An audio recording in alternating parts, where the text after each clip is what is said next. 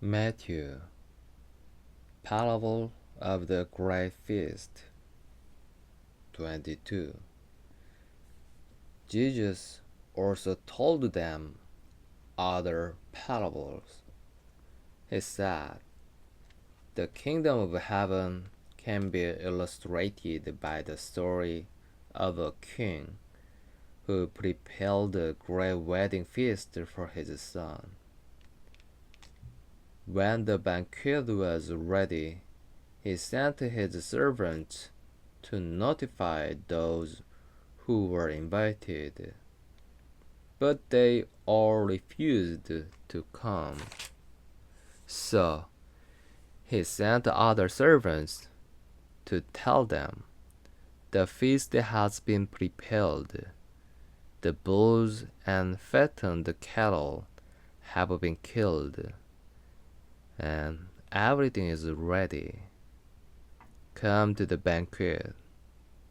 But the guests he had invited ignored them and went their own way, one to his farm, another to his business. Others seized his messengers and insulted them and killed them. The king was furious, and he sent out his army to destroy the murderers and burn their town. And he said to his servants, 'The wedding feast is ready, and the guests I invited aren't worthy of the honor. Now go out to the street corners and invite everyone you see.' So the servants brought in everyone they could find, good and bad alike, and the banquet hall was filled with guests. But when the king came in to meet the guests, he noticed a man who wasn't wearing the proper clothes for a wedding. 'Friend,' he asked, 'how is it that you are here without wedding clothes?' But the man had no reply. Then the king said to his aside, 'Bind his hands and feet and throw him into the outer darkness, where there will be weeping and gnashing of teeth. For many are called, but few are chosen.'" Text is for Caesar. Then the Pharisees met together to plot how to trap Jesus into saying something for which he could be arrested. They sent some of their disciples along with the supporters of Herod to meet with him. "Teacher," they said, "we know how honest you are. You teach the way of God truthfully. You are impartial and don't play favorites. Now tell us what you think about this. Is it right to pay taxes to Caesar or not?" But Jesus knew their evil motives. "You hypocrites," he said, "why are you trying to trap me? Here, show me the coin used for the tax." When they handed him a Roman coin, he asked, "Whose picture and title are stamped on it?" "Caesar's," they replied.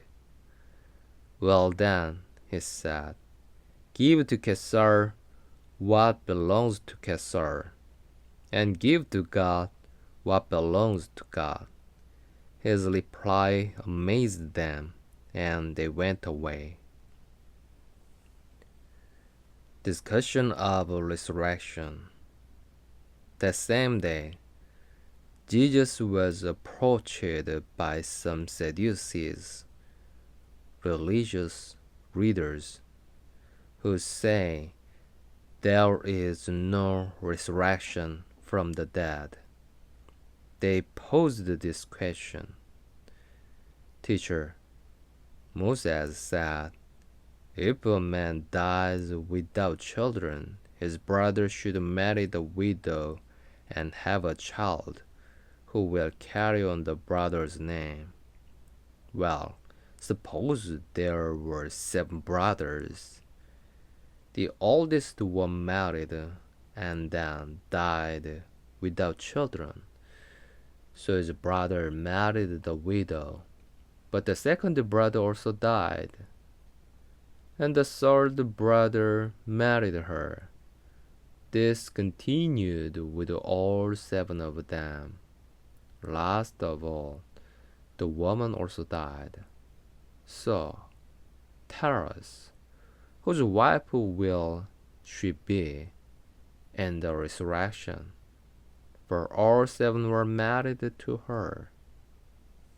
Jesus replied, your mistake is that you don't know the scriptures. You don't know the power of God. For when the dead rise, they will neither marry nor be given in marriage. In this respect, they will be like the angels in heaven. But now, as to whether there will be a resurrection of the dead, haven't you ever read about this in the scriptures? Long after Abraham, Isaac, and Jacob had died, God said, I am the God of Abraham, the God of Isaac, and the God of Jacob. So, He is the God of the living, not the dead. When the crowds heard him, they were astounded at his teaching. The most important commandment. But when the Pharisees heard that he had silenced the Sadducees with his reply, they met together to question him again. One of them, an expert in religious law, tried to trap him with this question. Teacher, which is the most important commandment in the law of Moses? Jesus replied, you must love the Lord your God with all your heart, all your soul, and all your mind. This is the first and greatest commandment. The second is equally important. Love your neighbor as yourself. The entire law and all the demands of the prophets are based on these 2 commandments. Whose son is the Messiah? Then, surrounded by the Pharisees, Jesus asked them a question. What do you think about the Messiah? Whose son is he? They replied, he is the son of David. Jesus responded, then why does David, speaking under the inspiration of the Spirit, call the Messiah my Lord? For David said, the Lord said to my Lord, sit in the place of honor at my right hand until I humble your enemies beneath your feet. Since David called the Messiah my Lord, how can the Messiah be his son? No one could answer him, and after that, no one dared to ask him any more questions. Jesus criticizes the religious leaders. 23. Then Jesus said to the crowds and to his disciples, the teachers of religious law and the Pharisees are the official interpreters of the law of Moses. So, practice and obey whatever they tell you, but don't follow their example, for they don't practice what they teach. They crush people with unbearable religious demands and never lift a finger to ease the burden. Everything they do is for show.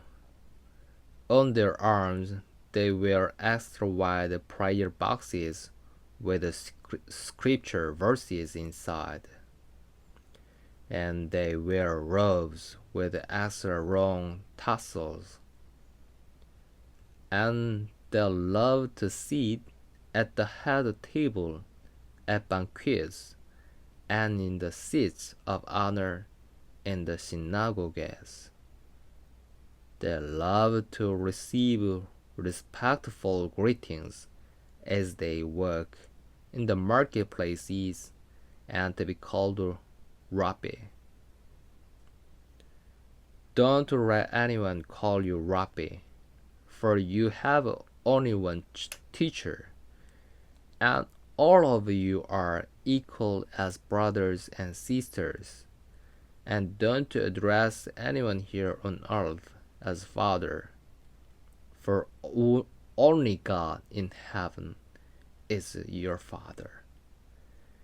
And don't let anyone call you teacher, for you have only one teacher, the Messiah. The greatest among you must be a servant, but those who exalt themselves will be humbled, and those who humble themselves will be exalted. What sorrow awaits you, teachers of religious law and you Pharisees, hypocrites! For you shut the door of the kingdom of heaven in people's faces.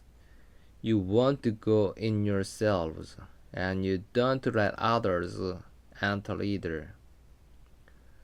What sorrow awaits you, teachers of religious law and you Pharisees, hypocrites!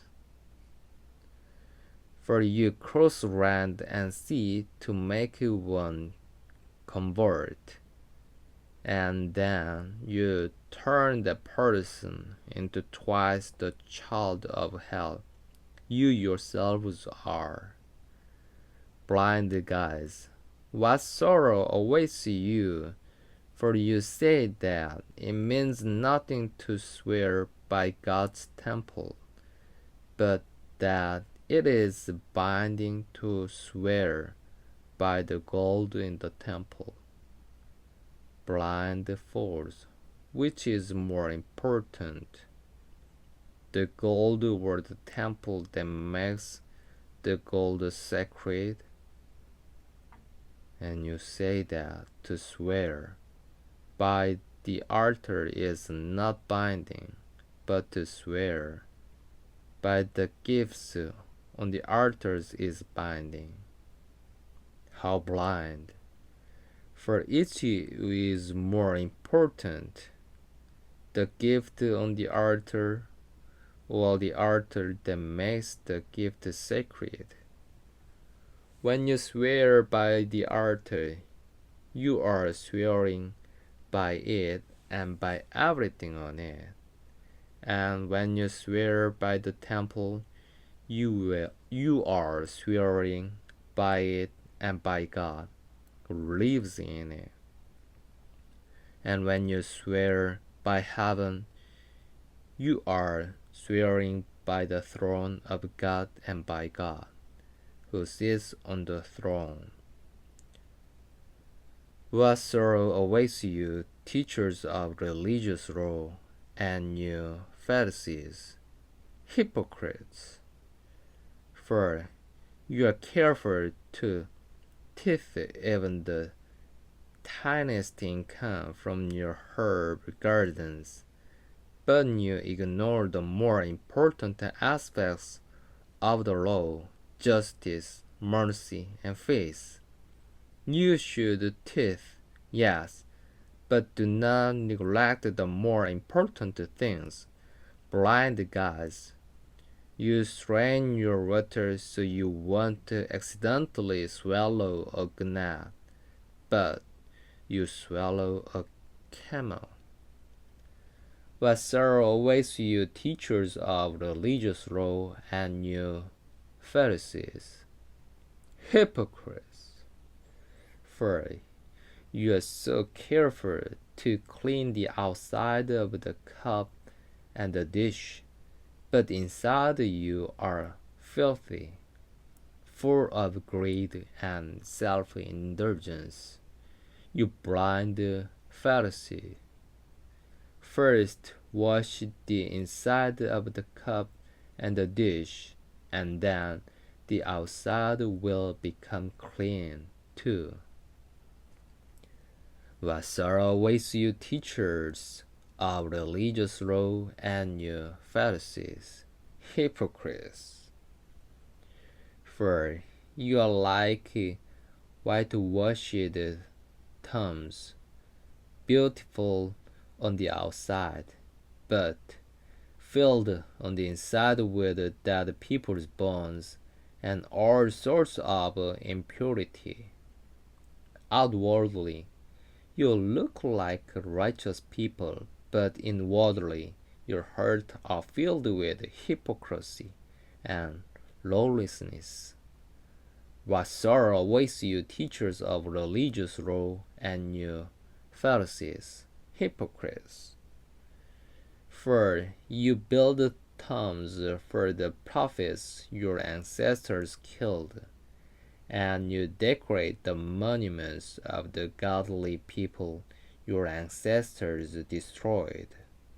Then you say, if we had lived in the days of our ancestors, we would never have joined them in killing the prophets. But in saying that, you testify against yourselves that you are indeed the descendants of those who murdered the prophets. Go ahead and finish what your ancestors started. Snakes, son of vipers, how will you escape the judgment of hell?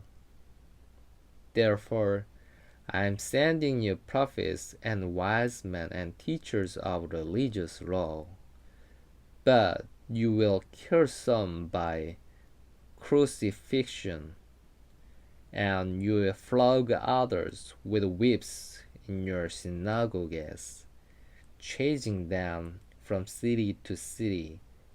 As a result, you will be held responsible for the number of all godly people of all time, from the mother of righteous Abel to the mother of Zechariah, son of Berechiah, whom you killed in the temple between the sanctuary and the altar. I tell you the truth, this judgment will fall on this very generation. Jesus grieves of Jerusalem. Oh, Jerusalem, Jerusalem, the city that kills the prophets and stones God's messengers. How often I have wanted to gather your children together as a hen protect her cheeks beneath her wings, but you won't let me. And now look, your house is abandoned and desolate. For I tell you this, you will never see me again until you say, blessings on the one who comes in the name of the Lord.